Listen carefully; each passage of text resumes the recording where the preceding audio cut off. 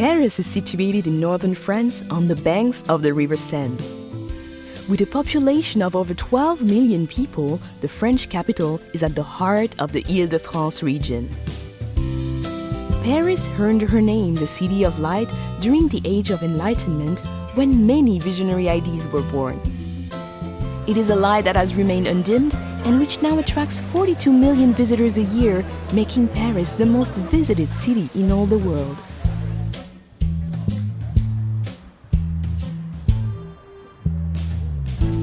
Paris is a city easily explored by metro, taxi and bicycle. But her charms are best found on foot. Her attractions are never far apart, and in between, well, merely walking her streets is to wander through picture postcards.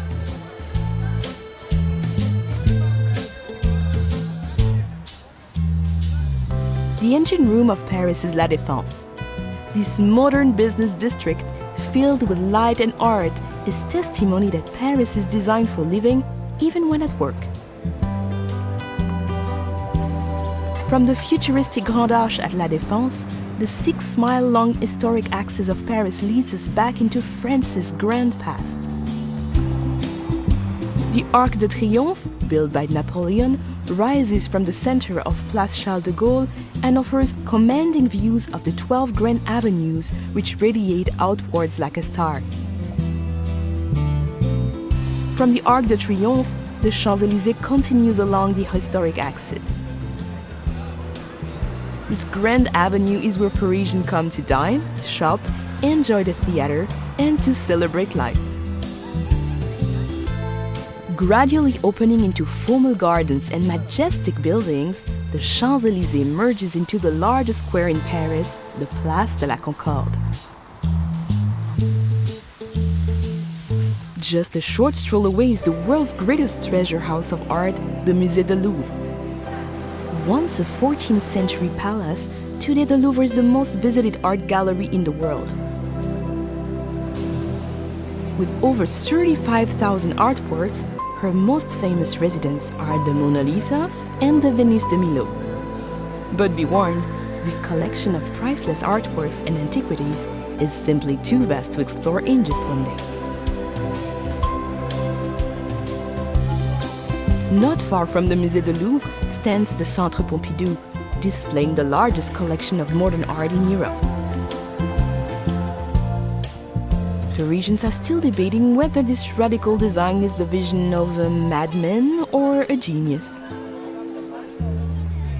Notre Dame Cathedral is situated on Île de la Cité, a natural island in the River Seine.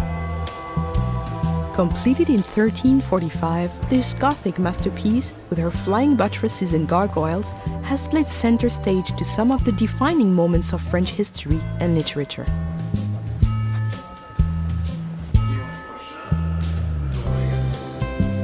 Parisians see it as their duty to enjoy life to its fullest. The Luxembourg Gardens, with its Grand Bassin, fruit groves, and over 100 statues and fountains, is the ideal place to grab a deck chair and play the Parisian at rest. Nothing says Paris like the Eiffel Tower. The Iron Lady can be seen from all over the city. However, nothing can prepare you for the moment when you first stand at her feet, or the views from the top that you will hold dear for a lifetime.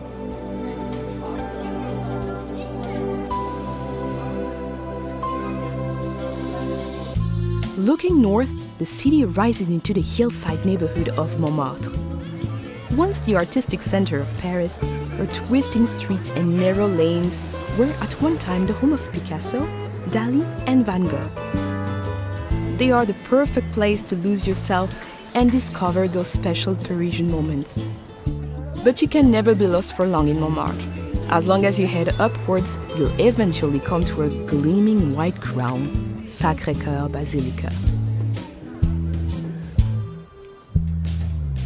Leave the bustling city behind and step through the gates of the Cimetière du Père-Lachaise. Here, amid the quiet world of birdsong and introspection, you can pay your respects to Jim Morrison, Oscar Wilde, and some of the world's greatest minds from whom Paris is now forever home. Once a day's coach journey from central Paris, the Palace of Versailles is now an easy half-hour train ride away. This magnificent 17th century chateau welcomes everyone, from heads of state to backpackers.